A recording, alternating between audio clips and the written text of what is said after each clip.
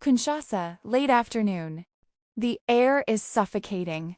Among the crowd, a man walks with his head down, his shirt soaked with sweat. His name is Victor Mavoungou, a 35-year-old black man with dark brown skin and a tired gaze. Every evening, he walks home from work because the bus is too expensive. For 5 years, he has worked in the same company. In the same assistant position, 5 years doing other people's work, smiling at arrogant bosses, congratulating those who get promoted before him. In his heart, one sentence keeps looping, and me. When will it be my turn? At home in a small house in the Bandalongwa neighborhood, the light flickers. His wife, Martha, a 32-year-old black woman with caramel-toned skin, prepares dinner with admirable calm. In the mornings, she sells vegetables at the market to supplement the household income. In the evenings, even exhausted, she always finds a way to make their daughter smile. On a mat laid on the floor, their little girl, Lena, draws his houses and proudly says, "Daddy, when I grow up, I'll buy you a car." Victor smiles weakly, but inside something breaks. His dream is not to wait for his daughter to buy him a car. His dream is to see her grow up without lacking anything to give her a room.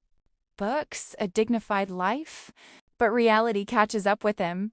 Rice is scarce, bills are piling up, and the rent is about to increase. While others vacation in Dubai, he counts every Congolese franc to buy a bag of flour. One evening, as he eats in silence, Victor sighs. We pray, we work, and nothing changes. Maybe God has forgotten our house. Martha lifts her head, wipes the sweat from her forehead, and gently replies, God never forgets, Victor. He acts in his time. Until then, we keep going. Her words touch him, but they no longer bring peace. His gaze drifts into emptiness. He thinks of everyone around him who has succeeded, and deep in his heart a seed of bitterness begins to grow. That night, while Martha and Lena sleep peacefully, Victor remains awake. He stares at the cracked ceiling, the fan slowly turning, the sound of motorcycles outside, and in a whisper, he promises himself, I don't want this life anymore. I'll do anything to change my family's destiny. He doesn't yet know that this promise will lead him down a path with no return. For weeks now, Victor has tried to forget his frustrations, but every day at the office reminds him of what he hasn't become yet, an important man. One morning, as he files documents, a secretary approaches timidly. Mr. Kunza wants to see you in his office immediately, Victor jolts. Mr. Kwanzaa, the CEO, never summons low-level employees. He straightens his shirt, wipes the sweat from his forehead, and climbs the stairs, his heart pounding. As he enters the office, a wave of cold washes over him. The room is immense, tastefully decorated, precious wood, leather scent, panoramic view of the city. Behind a massive desk, Kanza, an imposing man, watches him calmly. His gaze was heavy, intense, almost hypnotic. Sit down, Victor, he says in a deep, steady, authoritative voice. Victor obeys slowly, his hands trembling slightly. The director leans forward with a faint smile. 5 years of flawless service. 5 years of loyalty.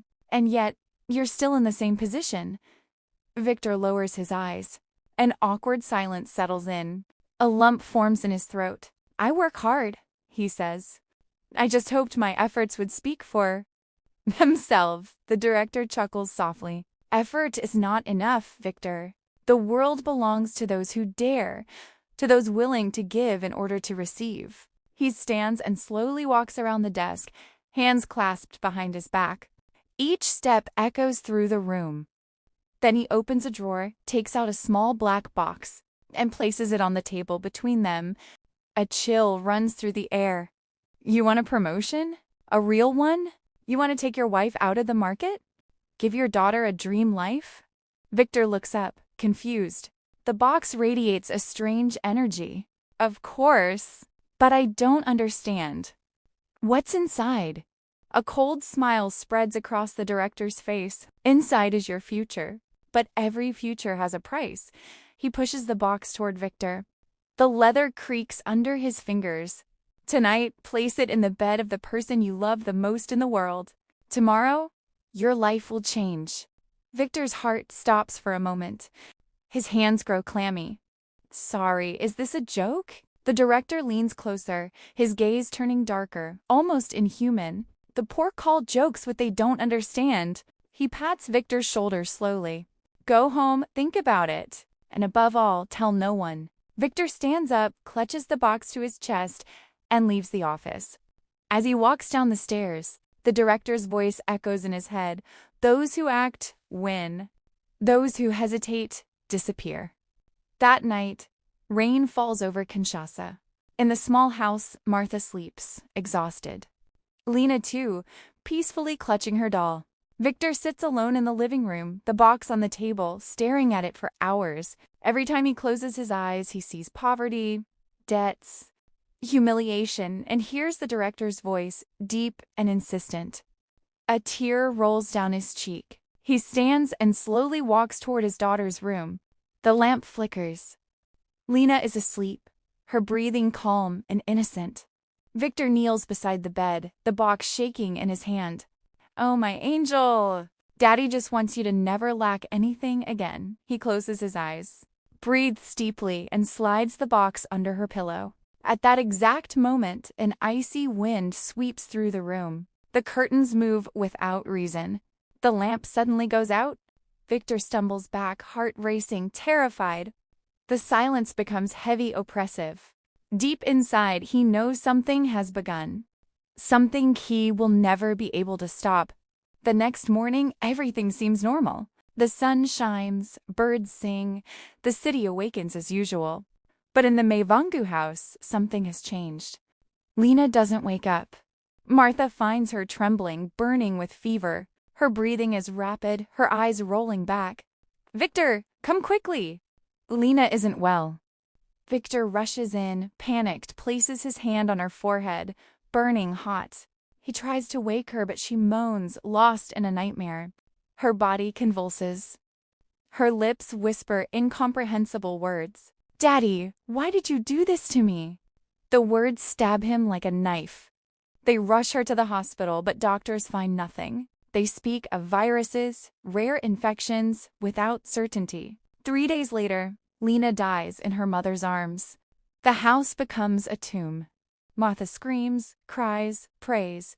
Victor stands there, motionless, unable to say a word.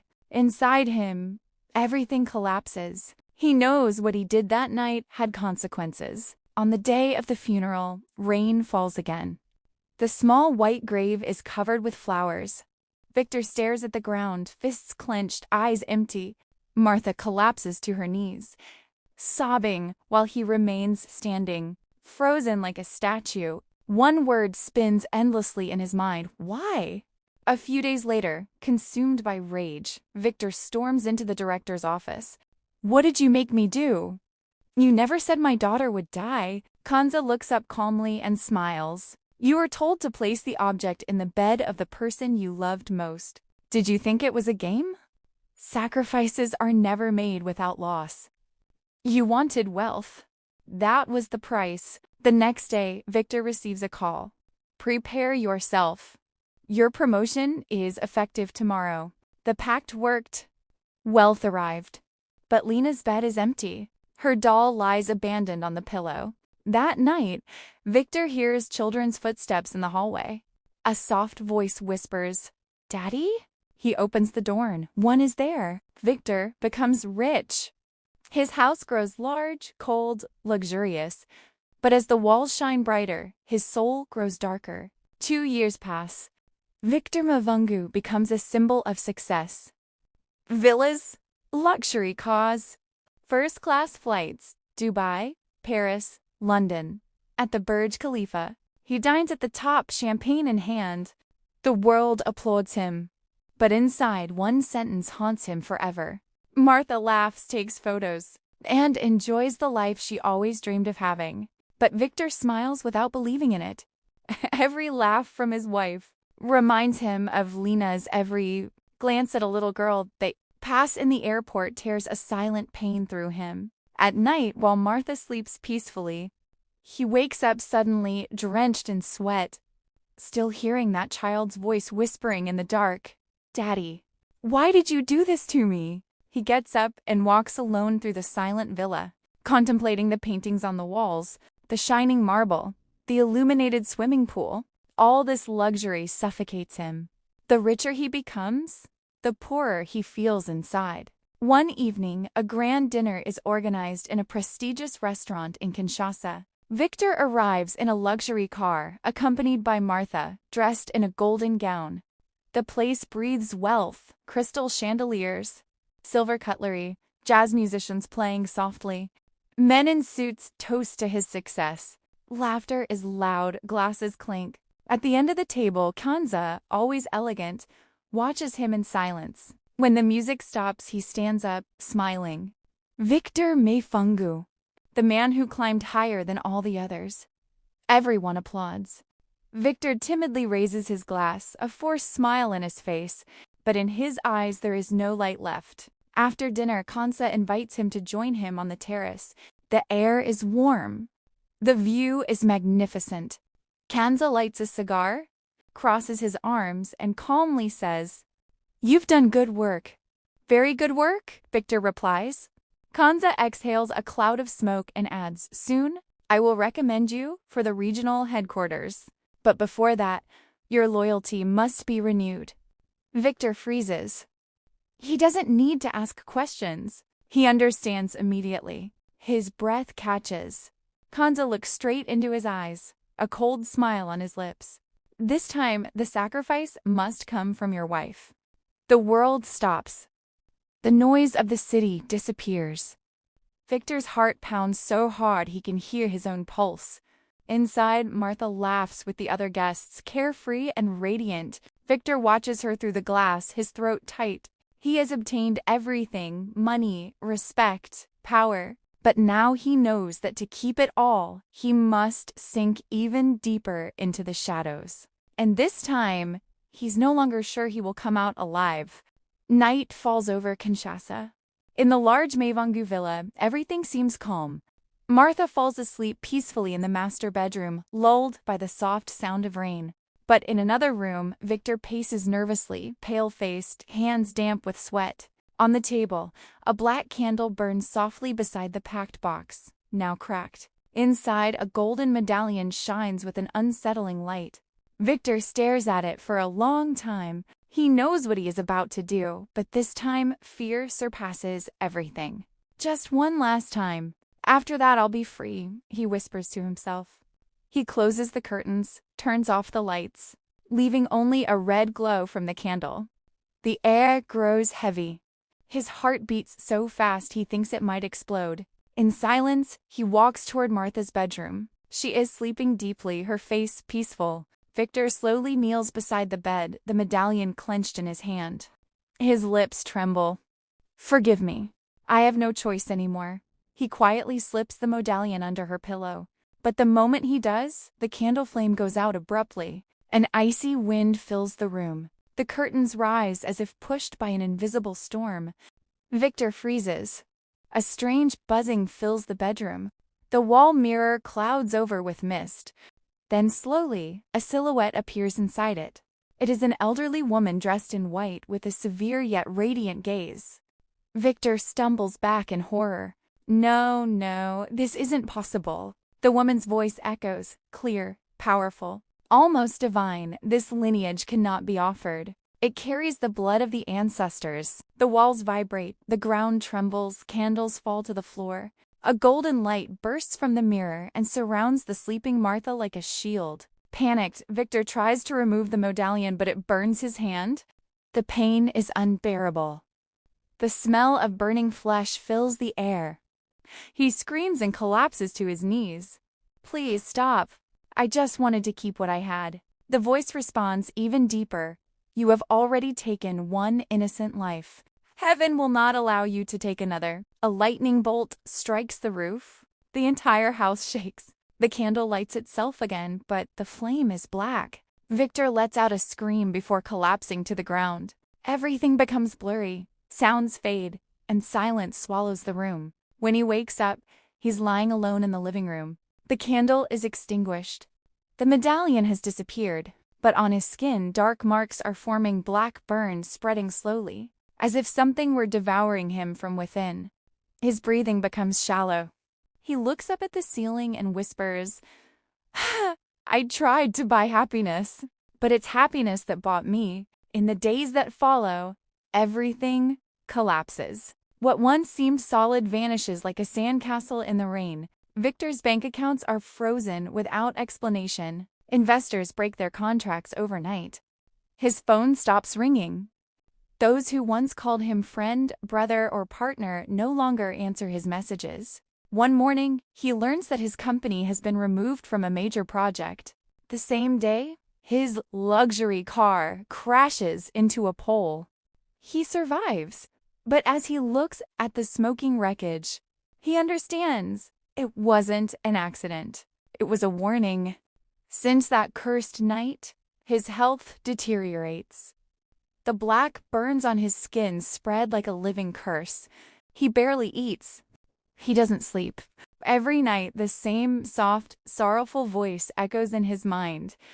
"Daddy, why?" The words break him every time. He cries alone in the living room, sitting among his trophies and travel photos, staring at his reflection in the glass walls of his empty house.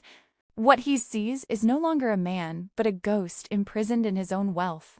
Martha never fully understands what happened, but she senses the presence of evil around him. Despite fear, she stays. She no longer recognizes him, yet she still believes he can be saved. One morning, she places a hand on his shoulder and gently says, "Come with me, Victor. You won't win this battle alone." She takes him to church one Sunday. Weak and exhausted, Victor walks slowly between the pews. The congregation prays and sings, eyes closed. The air is heavy with faith, forgiveness, and hope. The pastor approaches, places his hand on Victor's forehead, closes his eyes, and murmurs, "The devil takes everything, but God gives peace to those who repent." Victor falls to his knees and bursts into tears. For the first time in years, he cries before God. In his tears, he finally releases everything he carried: shame, fear, guilt. Around him, the congregation sings louder. The atmosphere changes. A strange calm fills the room, and for the first time since Lena's death, Victor feels a fragile, timid, but real peace. He is not yet saved, but for the first time, he is no longer alone with his burden. A week passes after the pastor's prayer. Victor has barely slept. Each night, he replays everything: the black box, the pact, Lena's death, the demon's voice, the flames in the house. The memories become unbearable. At dawn one morning, he sits on the edge of the bed, eyes swollen with exhaustion. Martha is still sleeping peacefully. The rising sun filters through the curtains like a blessing. Tears rise uncontrollably. "I can't live like this anymore," he whispers. He gently wakes Martha. His voice trembles, but this time it is real. No mask, no pride. "Martha, I have to tell you the truth." She sits up, confused and worried. He takes a deep breath and lets everything out. He tells her everything: the day Kanza proposed the pact, the box he placed under Lena's pillow, the night everything changed, every detail, every fear, every lie. Martha listens, frozen. Then slowly she breaks down in tears. Her legs give way and she collapses to her knees, shaken by pain. Victor rushes to help her, but she steps back. He lowers his head, ashamed, unable to speak. A long silence follows, broken only by Martha's sobs. Then, against all expectations, she approaches him and places a trembling hand on his shoulder. "I forgive you, Victor, but now you must forgive yourself." Those words pierce his heart like light after a storm. He collapses to his knees, takes her hand, and whispers, "Thank you. I want to become a man again, not a monster." A few days later, they return to church together. Victor walks slowly to the altar before the entire congregation. His voice is weak but firm. "I made a pact with the devil to gain the world, and I lost everything that mattered. I ask forgiveness from God, from my wife and from my daughter's soul." The church is silent.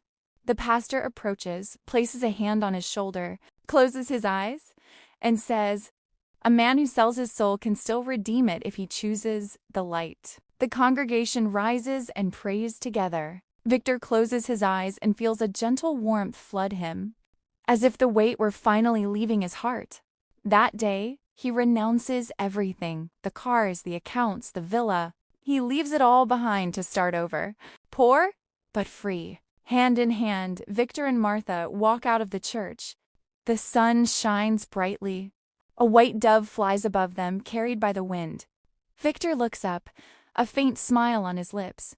For the first time in years, he breathes. Redemption has defeated the pact. Years pass. Victor Mavoungou is no longer the man he once was. He is no longer the arrogant director, nor the father consumed by guilt. Today, he walks with his head held high, but with humility. After leaving everything behind, he started again from zero. At first, he worked in a small carpentry workshop just to survive. Then, little by little, he began helping other lost men like himself, men without direction, young people tempted by easy paths. With Martha by his side, he founded a small local business, Light of Renewal, a company focused on craftsmanship and fair trade. The beginnings were difficult, but this time, everything he earned came from honest work, from a pure blessing. Without shadows, without secrets. 10 years later, the company becomes one of the most respected in the country. Victor employs dozens of young people, giving them what he never had a chance. Newspapers tell his incredible story, calling him a miracle of destiny. But he always replies with a peaceful smile. "It's not destiny. It's grace." Martha is proud of him. She often watches him in silence, eyes shining. They have 2 new children now, a boy and a girl, full of life and laughter. Their home, though comfortable, is simple in spirit. No signs of pride, only symbols of faith, love, and family. In the evening, Victor likes to sit on the terrace, his arms around Martha, watching the sunset. He thinks of Lena, his first daughter, of what he lost and what he learned. His eyes fill with tears, but this time, they are tears of peace. One day, during a speech at church, he shares his testimony with the entire community. His voice trembles, but his gaze is strong. "I sought wealth in darkness, and there I lost my soul. But when I reached out toward the light, God lifted me up. I am living proof that redemption is possible. Living proof that it is never too late to start over." A silence filled with emotion follows his words. Then, gently, he opens his Bible and reads aloud. "Seek first the kingdom of God and his righteousness, and all these things will be added to you." Matthew 6:33. The congregation rises and applauds. Some are in tears. Victor lowers his head, hands clasped, filled with gratitude. Today, he is rich again, but in a different way. Not the kind of wealth stored in banks, but the kind kept in the heart. His wife, his children, his faith, these are his treasures. And every morning when he looks up at the sky, he whispers, "Lord, thank you for destroying what I thought was my life, so you could finally give me the real one." Daylight illuminates his face. Martha smiles. The children laugh. And in that laughter, he hears Lena's voice, soft, distant, peaceful. "Daddy, now you are finally free." If you enjoyed this story, subscribe, like the video, and share it. It truly helps the channel grow. Thank you for watching until the end, and don't forget to leave a comment, even an emoji. It means a lot. Thank you in advance.